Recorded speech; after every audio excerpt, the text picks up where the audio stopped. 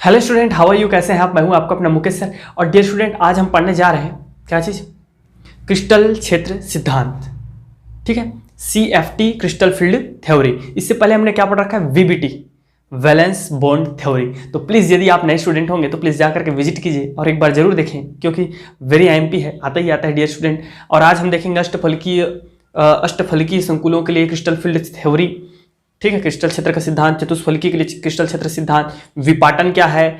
ठीक है, उसके साथ साथ में हम लोग एक रासायनिक श्रेणी देखेंगे, स्पेक्ट्रो रासायनिक श्रेणी जिसको बोलते हैं, जिसके आधार पर हमने बाह्य कक्षक और आंतरिक कक्षक बनाया था। तो वो कैसे होता है, आज सब चीज आपको पता चल जाएगा। और ये हमारा इस चैप्टर का लास्ट क्लास है। ठीक है, चलिए देखते हैं क्या बोल रहे हैं। CFT, तो इस CFT क्रिस्टल फील्ड सिद्धांत को जिन्होंने दिया था उनका नाम है वान ब्लिक और बेदे। बेदे और वान ब्लिक ने इस सिद्धांत को दिया था डियर स्टूडेंट। और उनका पर्पस था, मेन पर्पस था कि किसी क्रिस्टल में उसके प्रकाशिकी गुणों को जानकारी के लिए या उनके प्रकाशिकी गुणों की व्याख्या करने के लिए जो है इस सिद्धांत को CFT को दिया गया था। जैसे कि हमने इससे प्रीवियस में पढ़ा है VBT वैलेंस बॉन्ड थ्योरी, और CFT अभी पढ़ने जा रहे हैं। तो दोनों में जो बेसिक अंतर यह है कि VBT केवल धातु और लिगेंड के मध्य जो बंध है उसे शुद्ध बंध को सहसंयोजी बंध मानता है, किंतु हमारा जो CFT है क्रिस्टल फील्ड थ्योरी है वो उस बंध को आयनिक बंध मानता है। तो क्रिस्टल फील्ड थ्योरी सिद्धांत में धातु और लिगेंड के मध्य मुख्यतः आयनिक बंध को प्राथमिकता दी गई है, आयनिक बंध के बारे में व्याख्या की गई है। समझ में आ रहा है? चलिए प्रारंभ करते हैं। अष्टफलकीय संकुलों के लिए क्या चीज? Crystal field CFT। तो अष्टफलकीय संकुलों के लिए CFT देखेंगे डियर स्टूडेंट। आप सबको पता है अष्टफलकी को मैं ML6N+- से शो कर सकता हूं, कर सकते हैं कि नहीं? क्योंकि आप सबको पता है जब भी आपका अष्टफलकी की बात करते हैं तो वहां 6 लिगेंड आ जाते हैं। ठीक है, 6 लिगेंड होते हैं। इसकी संरचना आराम से देखिएगा, समझा रहे हैं, बहुत बेहतरीन है, मजा आ जाएगा आपको। ठीक है, तो इसकी अगर संरचना की बात करें तो कुछ इस प्रकार से इसकी संरचना बन जाएगी। अगर ये सेंटर मेटल है, कोई भी मेटल है, ठीक है, तो इसकी जो संरचना होगी वो कुछ इस प्रकार से बन जाती है। L लिगेंड है, L for ligand, M for centre metal. ठीक है, तो कुछ इस प्रकार बन जाती है, ऐसा 6 लिगेंड है इस प्रकार से। समझ में आ रहा है? अब ये देखते हैं कि अष्टफलकी जो संकुल होता है उसके केंद्रीय धातु आयन का जो D उपकोष होता है उसकी आकृति कैसी होती है। तो D उपकोष का जो है डियर स्टूडेंट, आप सबको पता होगा कि D उपकोष में सब जानते हैं कितने ऑर्बिटल होते हैं? 5 ऑर्बिटल होते हैं। कितने होते हैं भैया? बोल दो। 5। सबको पता है, 1 2 3 4 एंड 5। DXY, ठीक है, DYZ, DZX, DX2Y2 and DZ2। ऐसा 5 ठो जो है क्या पाया जाता है उसमें? ऑर्बिटल्स, कक्षक पाए जाते हैं।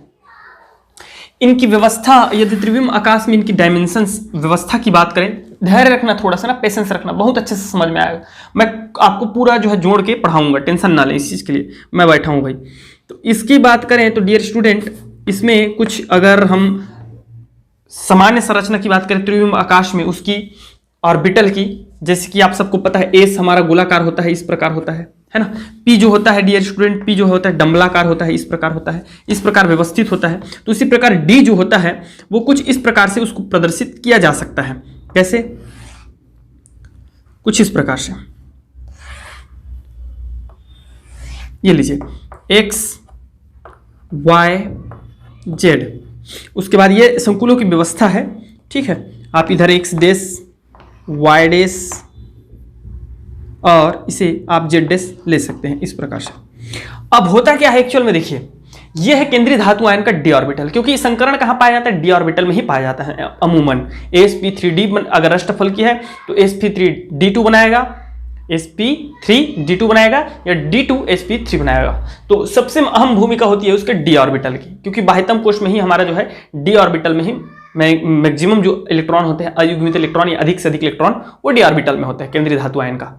ठीक है, तो होता क्या है एक्चुअल में, जब कोई लिगेंड इसके आसपास नहीं रहता और केंद्रीय धातु आयन सिंगल रहता है, अकेले रहता है, तो उसकी जो ऊर्जा होती है और सभी ऑर्बिटल एक साथ एक समान ऊर्जा स्तर पर स्थित होता है। लिखते जाएंगे इस चीजों को, ठीक है, नोट करते जाइएगा। आज मैं डेफिनेशन नहीं कराऊंगा, सिर्फ मैं आपको समझा रहा हूं। तो होता क्या है कि जब केंद्रीय धातु आयन के पास कोई भी प्रकार का लिगेंड्स नहीं रहता, तो वे केंद्रीय धातु आयन के सभी ऑर्बिटल्स, कक्षक एक समान ऊर्जा स्तर पर व्यवस्थित रहता है। और इस ऊर्जा स्तर को बोलते हैं हम लोग डीजेनरेट कक्षक, डीजेनरेट ऊर्जा। मतलब ये एक समान इस प्रकार से व्यवस्थित रहेंगे, इनकी ऊर्जा क्या रहेगी, समान रहेगी, एक समान रहेगी। dxy dyz dzx dx2y2 और dz2 का समझ में आ रहा है। लेकिन होता क्या है कि इसके पास कोई जब लिगेंड पास में आता है, जैसे कि आप सबको पता है ये हमारा पोटेशियम फेरोसाइनेट, ये तो एकदम मतलब कॉमन हो गया है, नहीं, ये है पोटेशियम फेरोसाइनेट है। अब यहां इसको हम 4+ लिख सकते हैं, यानी कराएंगे तो समझ में आ गया। अब ये आयरन है भैया, लोहा है, तो लोहा आयरन का जो है डी ऑर्बिटल तक जाता है, d6 तक भराता है। ऑर्गन 18 4s2 और 3d6 भराता है कि नहीं भराता है।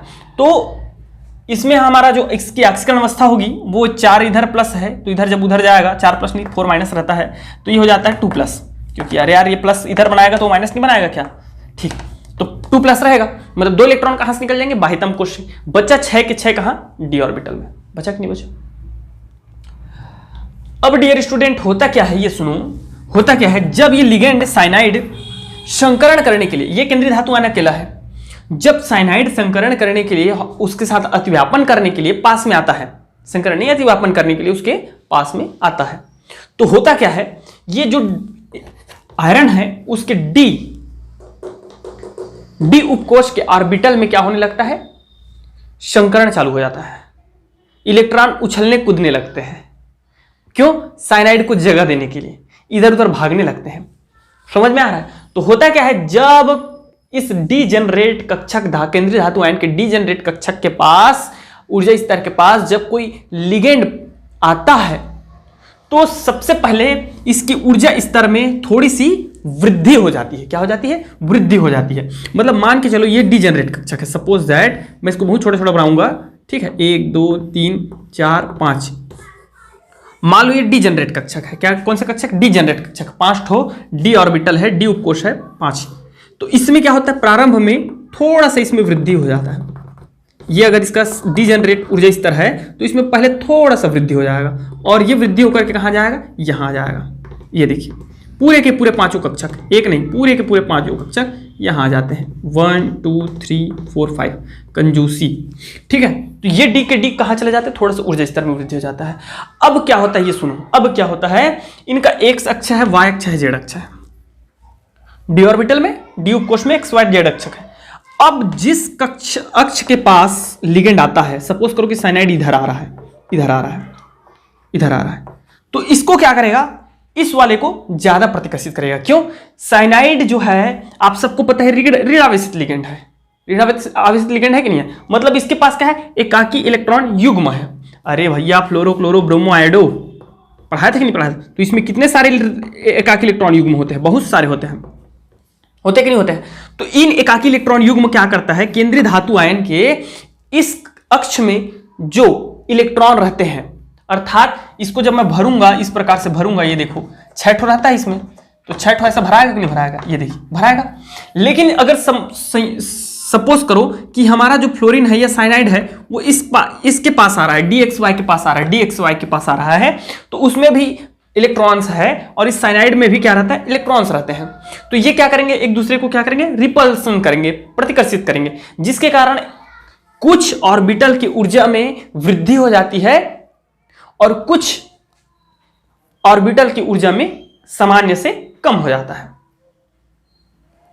ठीक है, जिसके कारण होता यह है कि इनका जो ऑर्बिटल है, 5 ऑर्बिटल है, ये 2 भागों में बढ़ जाता है, जिसको हम इंग्लिश में बोलते हैं सॉरी स्टूडेंट, जिसको हम इंग्लिश में बोलते हैं स्पिल्टिंग, और हिंदी में बोलते हैं विपाटन। क्या बोलते हैं, विपाटन। और इंग्लिश में बोलते हैं स्प्लिटिंग, और ये हो जाता है दो भागों में टूट जाता है कुछ इस प्रकार से। देखिए कुछ इस प्रकार से टूट जाएगा, और यहाँ दो कक्षक यहाँ हो सकता है 2 आ जाए, हो सकता है 3 आ जाए, और हो सकता है यहाँ 2 आ जाए। इसमें कोई कंफर्म नहीं है, ठीक है, कि 3 यहाँ जाएगा कि 2 यहाँ जाएगा, ये जरूरी नहीं है। मैं बताऊंगा वो चीज मैं बताऊंगा आपको, वो चीज बताऊंगा अभी आपको। तो ये दो भागों में क्या हो जाता है, विभक्त हो जाता है। इस क्रिया को हम लोग बोलते हैं स्प्लिटिंग या विपाटन, ठीक है। और इन्हें नाम दिया गया है Eg और T2G। क्या क्या नाम दिया गया है, Eg एंड T2G। ये 3 जो कक्षक हैं इनको हम लोग बोलते हैं Eg। क्या नाम बोलते हैं, Eg। और ये 2 कक्षक को बोलते हैं T2G। सॉरी स्टूडेंट, ये एक्चुअल में ना ये T2G होता है और ये Eg होता है। मैं बता रहा हूं आपको, ठीक है, मैं बता रहा हूं इस चीजों को, Eg होता है, ठीक है। जगह की थोड़ा कमी है इसलिए थोड़ा देख लेंगे, ओके, क्योंकि मुझे इन सब पे काम करना है। देखो बता रहा हूं मैं आपको, टेंशन ना ले, आराम से इत्मीनान से धैर्य रखें। और इसके बीच जो ऊर्जा एनर्जी गैप है इसको हम लोग बोलते हैं डेल। क्या चीज, डेल, ठीक है, उसका ऊर्जा का अंतर को, ठीक है। Eg और 2Tg के ऊर्जा अंतर को हम लोग क्या बोलते हैं, डेल से शो करते हैं। और ये जो डेल का मान है वो लिगेंडों पर निर्भर करता है। किस चीज पर निर्भर करता है, लिगेंड पर। डेल किस पर निर्भर करता है, लिगेंड पर। ध्यान रखेंगे, लिगेंड पर निर्भर करता है।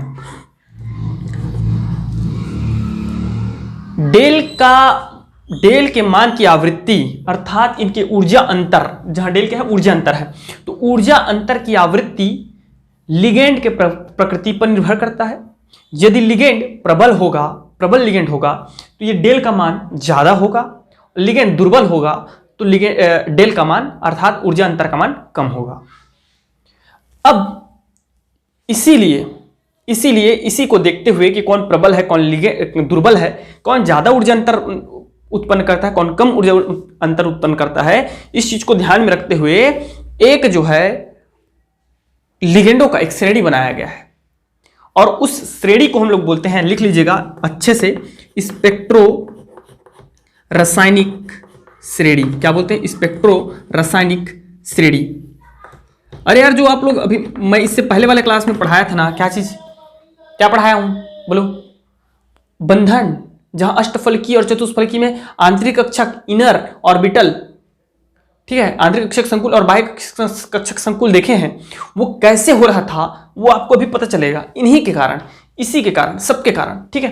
तो ये देखो, ये जो स्पेक्ट्रो श्रेणी हमको प्राप्त हुआ वो उसमें कुछ ऐसे हैं, कुछ आयोडीन, इससे ज्यादा प्रबल आपका है ब्रोमीन, इससे ज्यादा प्रबल है डियर स्टूडेंट थायोसाइनाइटो, इससे ज्यादा प्रबल है आपका क्लोरीन, इससे ज्यादा प्रबल है फ्लोरीन, इससे ज्यादा प्रबल है हाइड्रोक्सो, इससे भी ज्यादा प्रबल है आपका एमिन, इससे ज्यादा प्रबल है एथिलीन डाइएमिन, इससे भी ज्यादा प्रबल है हमारा क्या चीज बोल दीजिए, साइनाइटो।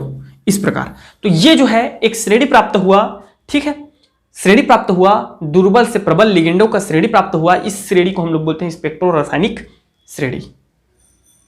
समझ में आ गया कि नहीं आया, अच्छे से समझ में आ रहा है भाई। जब ये रहता है ना, साइनाइड रहता है, तो मैं बताऊंगा ना आपको, टेंशन मत लो। साइनाइड रहता है, कैसे हुंड के नियम का विपरीत काम करता है, हुंड का नियम कैसे यहाँ पे फैल हो जाता है वो आपको समझ में आएगा, वो यही से समझ में आएगा, इससे और इससे समझ में आएगा, ठीक है। तो ये साइनाइड जो सर्वाधिक प्रबल है, इसीलिए हमने देखा था जब फेरोसाइनाइड का इस चीज का हमने वो बनाया था अष्टफलकी संकुल, जब वीबीटी देखे थे वैलेंस बॉन्ड थ्योरी, तो हमको जो है क्या मिला था, D2sp3 संकरण मिला था, अर्थात आंतरिक कक्षक संकुल मिला था, है कि नहीं। और जबकि इसी की जगह में हमने देखा था किस चीज के लिए, ये देखा था आयरन हेक्साफ्लोराइड, हेक्साफ्लोरोफेरेट का देखा था, तो उस जगह में हमको क्या मिला था, sp3d2 मिला था, मतलब बाह्य कक्षक संकुल मिला था। रीजन क्या था, ये देखिए, फ्लोरीन कहाँ है, इधर है, इधर, ठीक है। जबकि फ्लोरीन के बाद ये जो प्रबलता बढ़ जाती है, और साइनाइड कहाँ है, ये देखिए सबसे अधिक प्रबल है। तो प्रबल होने के कारण वो क्या करता था, लिगेंड को, मैं बताऊंगा आपको, अच्छे से समझ में आएगा, थोड़ा धैर्य रखें, पेशेंस। तो इतना चीज समझ में आ गई आपको, ये समझ में आ गया भाई, वेरी गुड। अब देखो ये Eg और 2Tg कक्षक फिर बात कर लेते हैं थोड़ा सा। होता क्या है एक्चुअल में, ये जो आपको दिख रहा है, ये कक्षक दिख रहा है, ऑर्बिटल दिख रहा है, है ना, डी ब्लॉक में। तो डी ब्लॉक के जो डी ऑप्को सबसेल के जो ऑर्बिटल्स होते हैं, जब कोई लिगेंड आता है तो चूंकि इनका DXY2 और DZ2 ये दोनों ऑर्बिटल वास्तव में उस आने वाले लिगेंड के अक्ष पर होते हैं, जिसके कारण इसमें भी इलेक्ट्रॉन रहता है और हमारे लिगेंड में भी एकाकी इलेक्ट्रॉन युग्म रहता है, जिसके कारण प्रतिकर्षित होते हैं और इनका जो है क्या हो जाता है, इनका ऊर्जा स्तर सामान्य से अधिक हो जाता है, रिपल्सन के कारण अधिक हो जाता है। अधिक होने के कारण ये चले जाते हैं ऊपर और इसको हम लोग बोलते हैं ईजी कक्षक। क्या बोलते हैं? ईजी कक्षक। ऊपर चला जाता है किस चीज में? केवल अष्टफलकी में, ध्यान रखिएगा, अष्टफलकी संकुलों में। चतुष्फलकी में चेंज हो जाएगा ये, अष्टफलकी संकुलों में जो है DX2Y2 और DZ2 ये दोनों जो है क्या होते हैं, संकुल के मार्ग में आते हैं, जिसके कारण प्रतिकर्षण के कारण इनका ऊर्जा बढ़ जाता है। और ये जो T2G कक्षक है अर्थात DXY, DYZ और DZX, इनकी ऊर्जा क्या हो जाती है, कम हो जाती है। तो ये नीचे आ जाते हैं, सामान्य से हल्का से नीचे आ जाते हैं। ठीक है, इतना कंसेप्ट आपको क्लियर है, इतना समझ में आ गया। चलिए अब देखते हैं हम लोग क्या चीज कि भैया ये कैसे हुंड के नियम का विरोध करता है। कैसे खाली जगह होने के बावजूद भी वो पेयर बना लेता है, मतलब ऑर्बिटल रहने के बावजूद भी। ये देखिए, ये ऑर्बिटल है, खाली है कि नहीं है, लेकिन ये दोनों यहां आ जाते हैं, यहां आ जाते हैं डियर, यहां आ जाते हैं। भाई हुंड का कहना क्या था, जब तक खाली है तब तक भरो, जब खाली नहीं है, ऑर्बिटल नहीं है, खाली ऑर्बिटल, तब युग्मन करो। लेकिन ये पहले ही युग्मन कर लेते हैं। तो कैसे युग्मन करते हैं वो हम अब देखेंगे। ठीक है,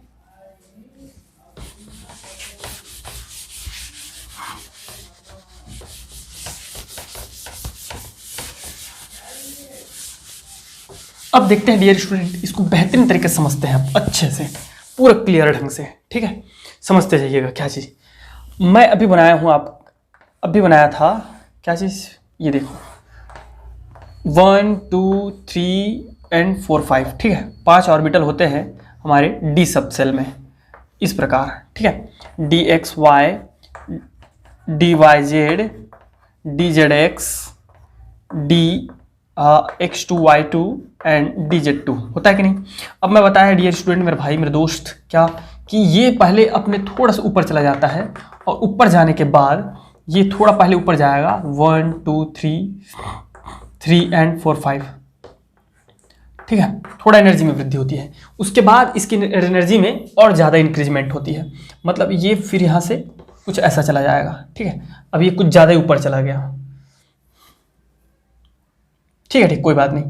ये दो भागों में बढ़ जाती है, एक जो है सामान्य से ज़्यादा हो जाता है और एक जो है सामान्य से थोड़ा कम हो जाता है, कुछ इस प्रकार।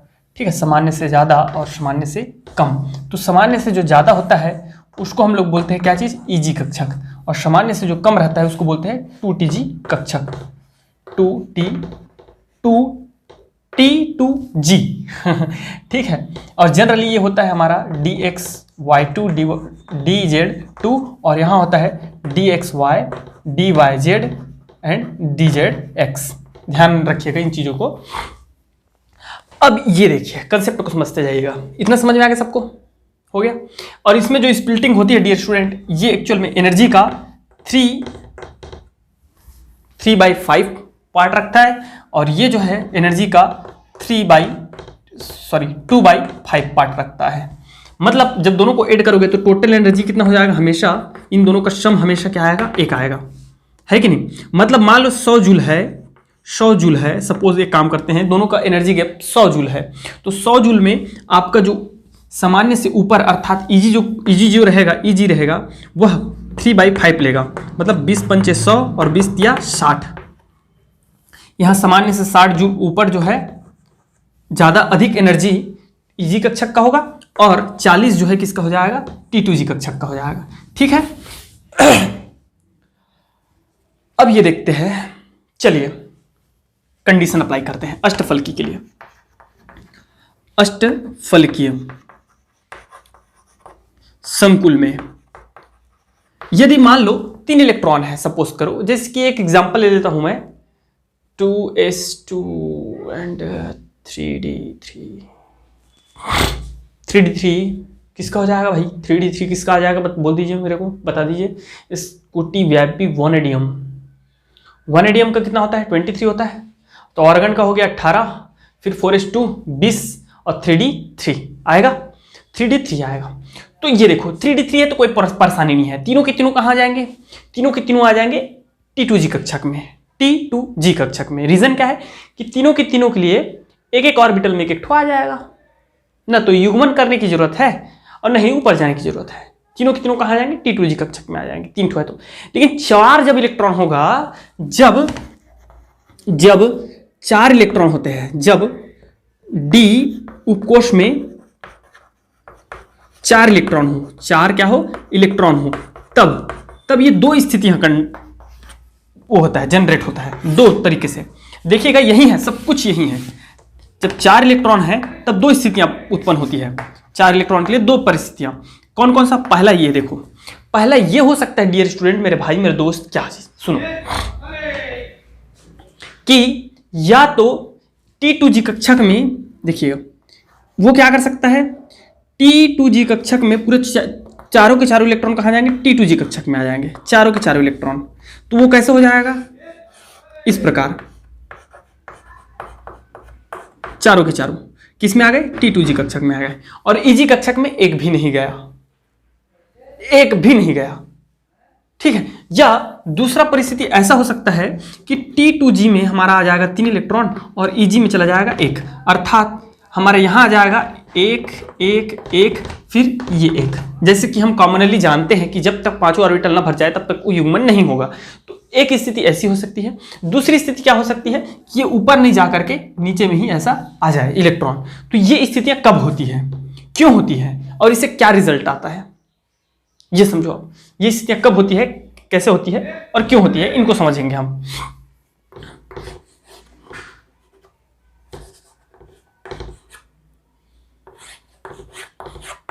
देखो यार होता क्या है, सुनो होता क्या है, सुनो। यदि आपका कोई प्रबल लिगेंड है, क्या है, प्रबल लिगेंड है, केंद्रीय धातु आयन के साथ क्या जुड़ा हुआ है, प्रबल लिगेंड जुड़ा हुआ है, स्ट्रॉन्ग लिगेंड्स। तो वो क्या करेगा, इस डेल का मान को क्या करेगा, बहुत बढ़ा देगा, अर्थात EG और 2TG के बीच ऊर्जा अंतर बहुत ज्यादा हो जाएगा।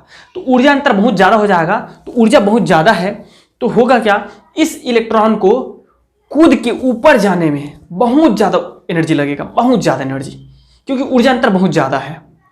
और क्यों हुआ ऊर्जा अंतर बहुत ज्यादा, क्यों हुआ, क्योंकि प्रबल लिगेंड है। जैसे कि अभी मैं बताया था आपको फेरोसाइनेट, बताया था कि नहीं, तो ये प्रबल लिगेंड है। तो प्रबल लिगेंड होने के कारण इस F केंद्रीय धातु आयन के D ऑर्बिटल जो है स्प्लिट हो जाएगा। स्प्लिट होने के बाद बहुत ज्यादा इसमें अंतर रहेगा, एनर्जी गैप। तो उसके कारण क्या करेगा, ये इलेक्ट्रॉन उतना ऊर्जा नहीं है इसके पास, तो ये ऊपर नहीं जाकर के क्या कर लेगा, नीचे ही क्या कर लेगा, ये पेयर कर लेगा।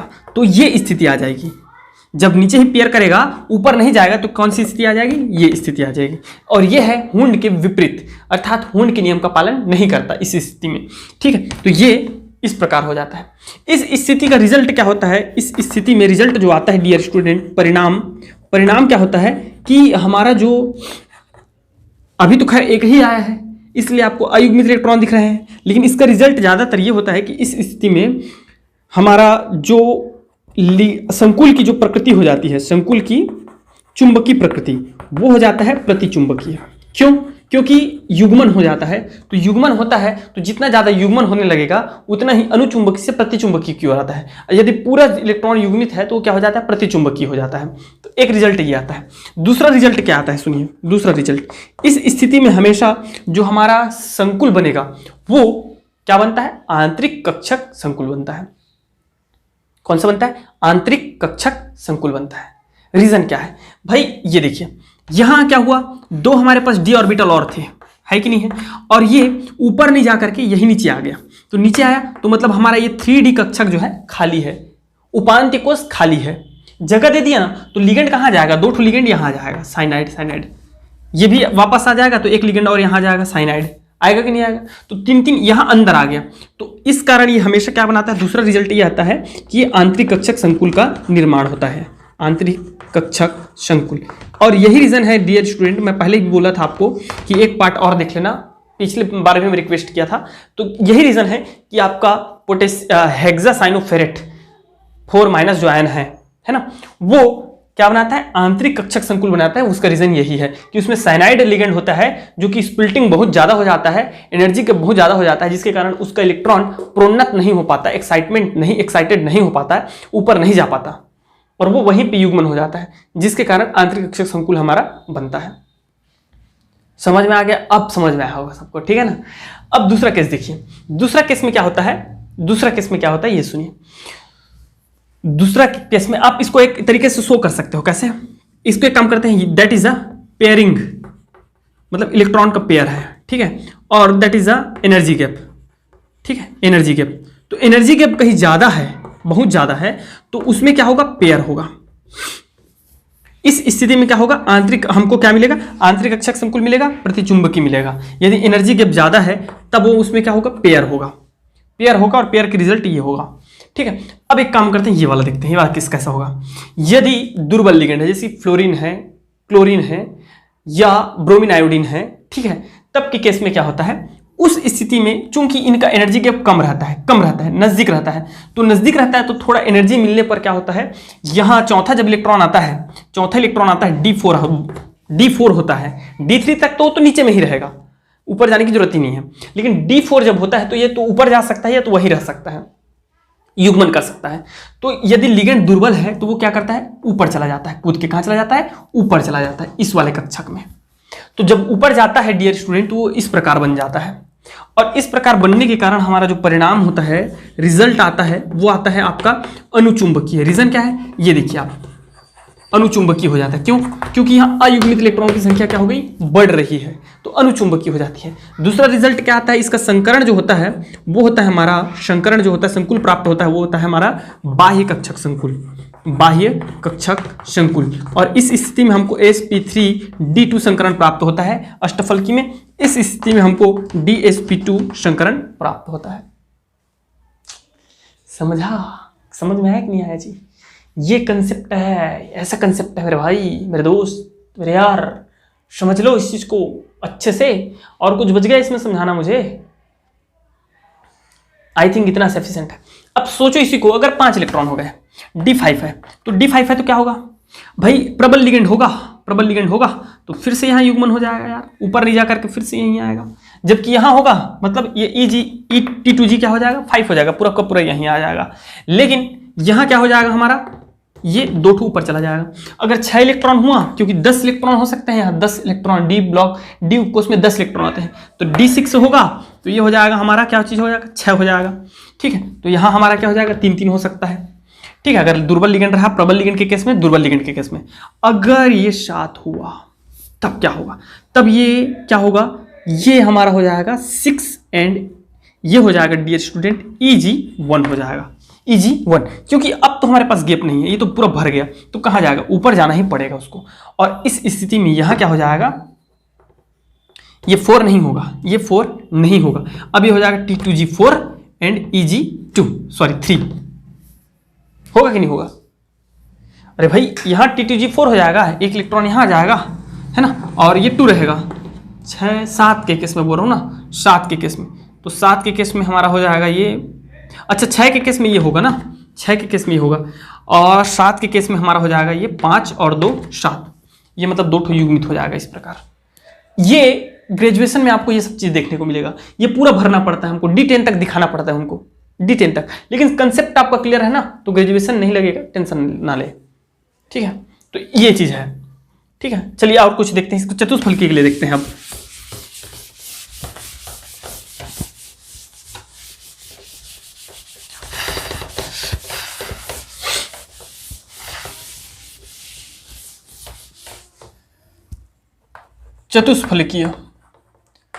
चतुष्फलकीय संकुलों में क्या होता है ये देखते हैं।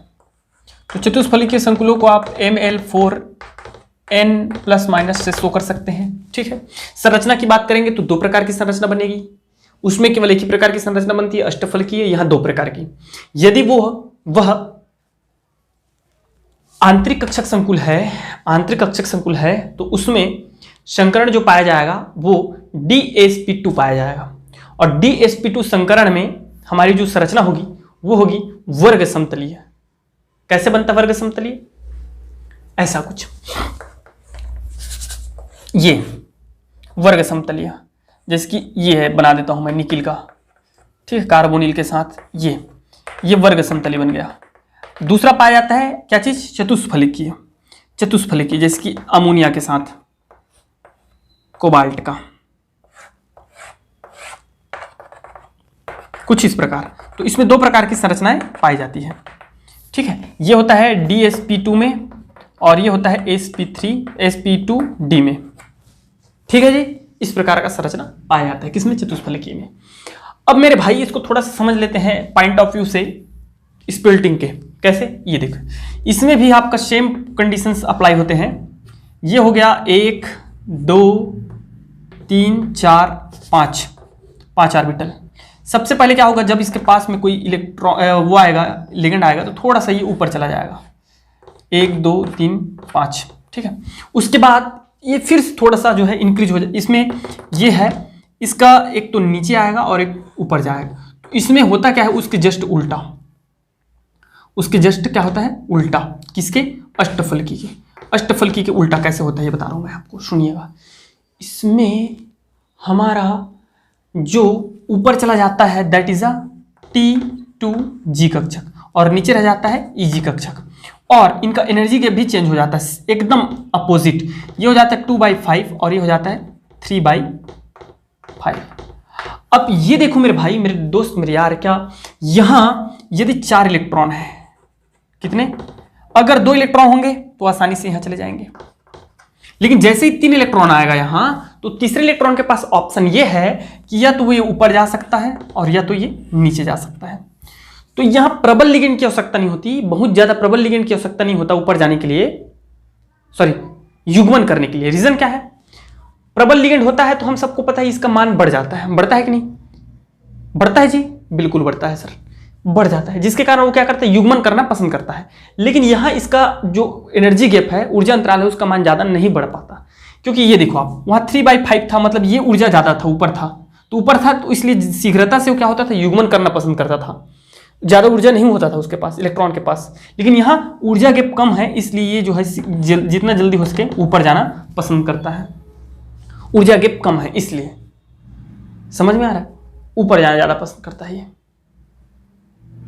मतलब यहाँ दुर्बल लिगेंड की आवश्यकता नहीं है, प्रबल लिगेंड भी रहता है तो भी ये जो है ऊपर चला जाता है। ये इसकी खासियत है, खास बात है, समझ में आ रहा? तो चतुष्फलकीय याद रखिएगा, एक नोट लिख लीजिए, चतुष्फलकीय में ऊर्जा अंतराल अष्टफलकीय की तुलना में कम होती है, ठीक है जी।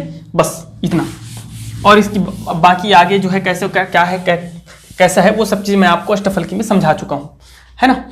अब देख लेते हैं संकुल आयन या यौगिक का रंगीन दिखाई देना इसी सिद्धांत के द्वारा। तो ये कैसे होता है, क्या होता है? जैसे कि एक आख एग्जांपल देख लेते हैं, टाइटेनियम 3+ देख लेते हैं, ठीक है। तो टाइटेनियम 3+ में क्या हो जाएगा बताइए? टाइटेनियम का होता है स्कूटी T22, ठीक है। 3 ठो इसमें से निकाल लीजिएगा, 19 हो जाएगा। मतलब ये हो जाएगा ऑर्गन 18 और 4s0n3d1 हो जाएगा, होगा कि नहीं? मतलब इसके डी में क्या है? 1 ठो बस है। अब भाई ये होगा क्या? ये T2G कक्षक में आएगा, T2G कक्षक में 1 और EG कक्षक में आ जाएगा 0। T2G कक्षक में हो जाएगा 1 न्यूनतम ऊर्जा में आ रहा, और EG कक्षक में हो जाएगा 0। होगा कि नहीं होगा? होगा सर, बिल्कुल। तो होता क्या है, ऐसे आयन या यौगिक संक्रमण तत्वों के या संकुलों के, ऐसे संकुल आयन या संकुल जिसमें अयुग्मित इलेक्ट्रॉन पाए जाते हैं, जिसकी यहां अयुग्मित इलेक्ट्रॉन पाए जाते हैं, वे प्रकाश या ऊर्जा प्राप्त करके निम्न ऊर्जा स्तर से T2G से उत्तेजित होकर कहां चला जाता है? EG में चला जाता है। कहां चला जाता है?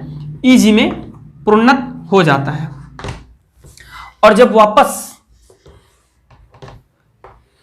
वापस T2G में आता है T2G में आता है तो वह एक प्रदीप्त प्रकाश उत्सर्जित करता है, जिसके कारण वह क्या दिखाई देता है, रंगीन दिखाई पड़ता है। और इस क्रिया को हम लोग बोलते हैं डी संक्रमण। क्या बोलते हैं, डी संक्रमण। क्यों कहते हैं डी संक्रमण, क्योंकि वो एक डी उपकोष के एक ऑर्बिटल से निकल करके दूसरे ऑर्बिटल में जा रहा है। हो सकता है वो dx2y2 से निकल करके किस में जा रहा होगा, dxy में जा रहा होगा। तो क्या है, डी से डी में जा रहा है, इसलिए हम उसको क्या बोलते हैं, डी संक्रमण कहते हैं। समझ में आ गया, अच्छे से क्लियर है। चलिए आगे बढ़ते हैं।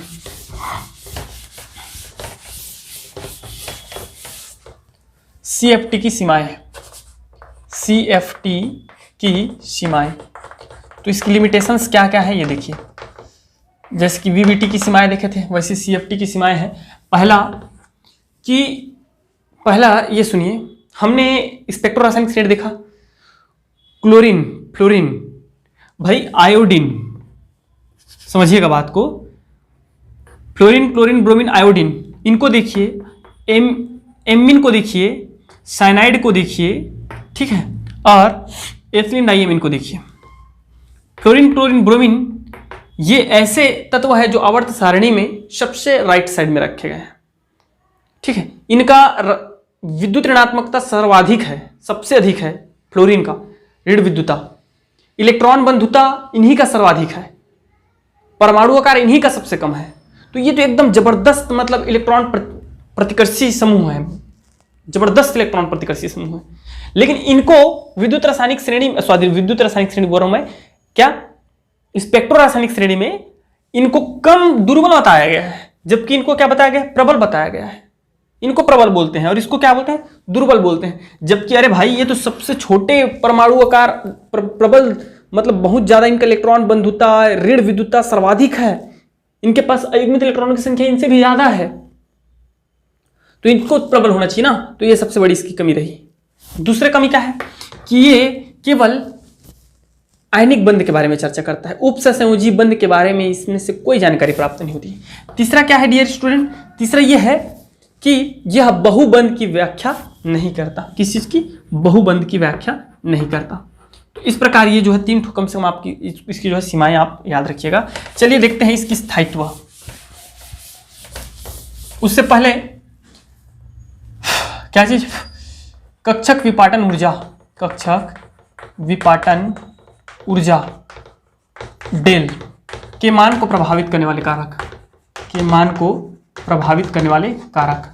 तो इसको मान को प्रभावित करने वाले कारक क्या क्या है, पहला देखिए, पहला है लिगेंड अर्थात स्पेक्ट्रो रासायनिक श्रेणी।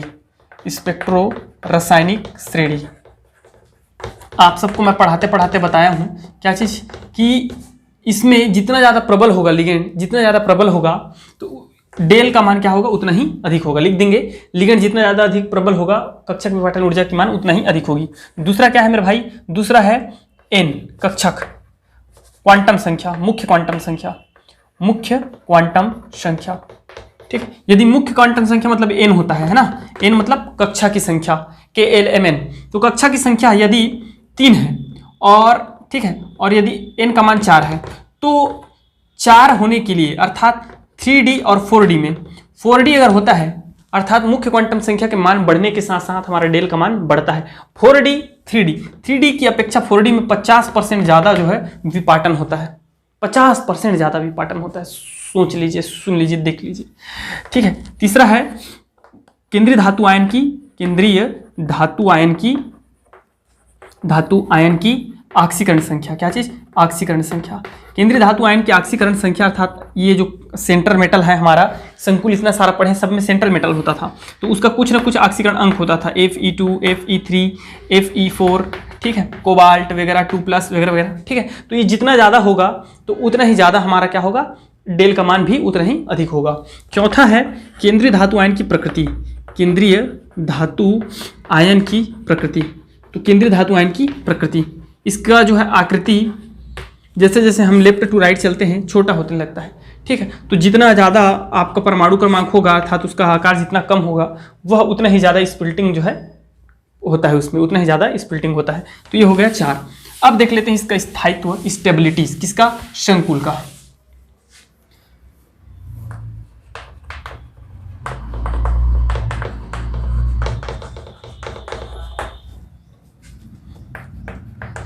संकुल का स्थायित्व दो चीजों पर निर्भर करता है। स्थायित्व बताएंगे और चीजों पर निर्भर करता है, लेकिन अभी थोड़ा एक डेरिवेशन छोटा सा। स्थायित्व बंधन ऊर्जा एवं वियोजन स्थिरांक पर निर्भर करता है। किस चीज पर?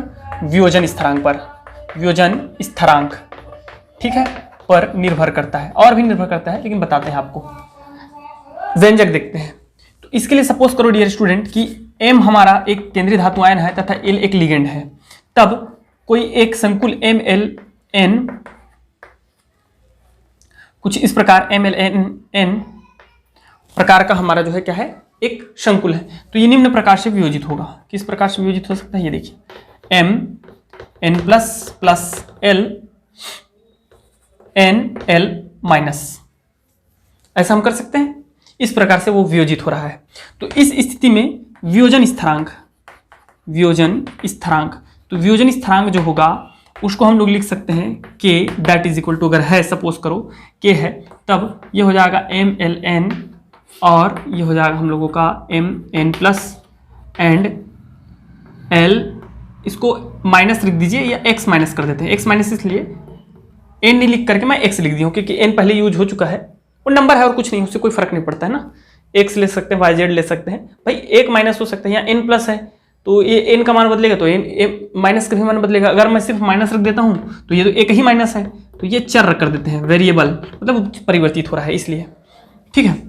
तो वियोजन स्थिरांक के इस चीज पर डिपेंड करता है, ठीक है, द्रव्यानुपाती क्रिया के नियम अनुसार। चूंकि स्थायित्व स्थिरांक, तो स्थायित्व मतलब वो टूटे ना, वियोजित मत हो।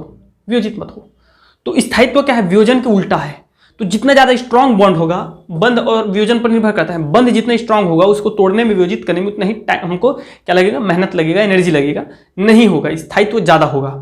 दूसरा स्थायित्व, तो स्थायित्व स्थिरांक जो होगा वो क्या होगा, वियोजन स्थिरांक के उल्टा होगा। वियोजन स्थिरांक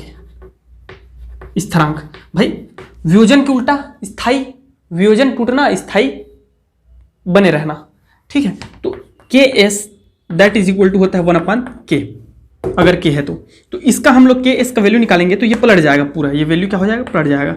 MN plus LX minus divided by MLN हो गया डियर स्टूडेंट। सपोज करो इसी को अगर मैं एक के लिए निकालता हूं, मतलब K1 केवल इसके लिए, ML के लिए, तो क्या होगा K1 का वैल्यू क्या हो जाएगा बताइए।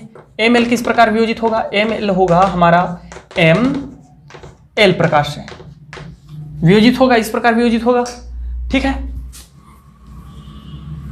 इसी को यदि मैं ML2 के लिए निकालता हूं, तो ML2 के लिए तो मैं इसको लिख सकता हूं ML2, ML और L, ऐसे लिखा जा सकता है, ठीक है। वो K1 है और ये हमारा हो जाएगा K1 है K2, ठीक है। तो K2 के लिए क्या हो जाएगा, कुछ ऐसा हो जाएगा हमारा, ये देखिए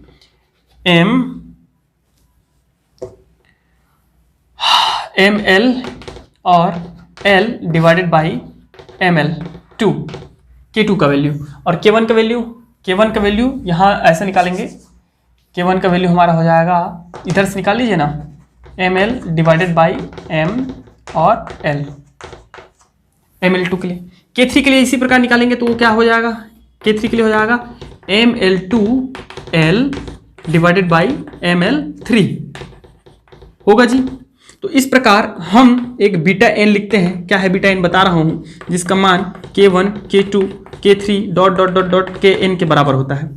जहाँ K1 K2 K3 है आपका भिन्न भिन्न प्रकार से वियोजित होने वाले स्थायित्व जो है संकुल का स्थायित्व स्थिरांक है इन सब का, और Bn है संपूर्ण स्थिरांक, ठीक है। तो इस प्रकार से इसको थोड़ा सा मैं जल्दी स्पीड में पढ़ा रहा हूं, ओके, देख लीजिएगा।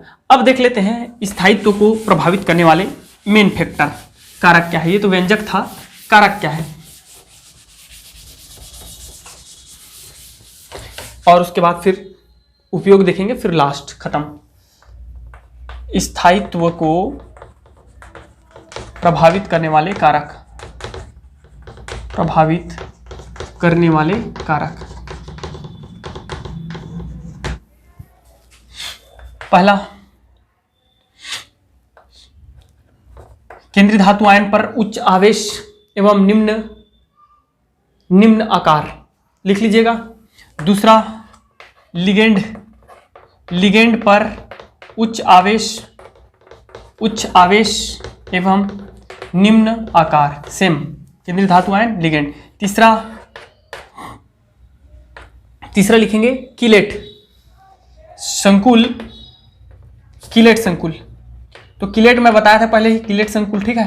कीलेट क्या है भैया, देख लीजिएगा, पढ़ा चुका हूं मैं।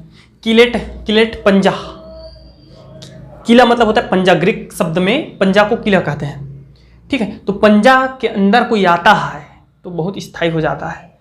तो वैसे ही ऐसे संकुल जिनका संरचना चक्रीय संरचना होता है उसको हम लोग क्या बोलते हैं, कीलेट कहते हैं। तो चक्रीय संरचना में जो केंद्रीय धातु आयन होता है, जिसकी मैं बताया था आपको, निकिल का बताया था, याद होगा जी, ठीक है, बताया था। नहीं पता तो देख लीजिए, अब भी बता देता हूं मैं आपको।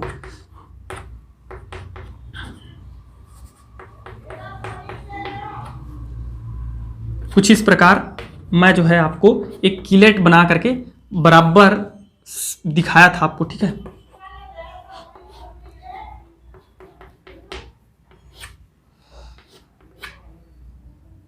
डाइमेथिल ग्लाइऑक्सिम, ओके, डाइमेथिल ग्लाइऑक्सिम है ये।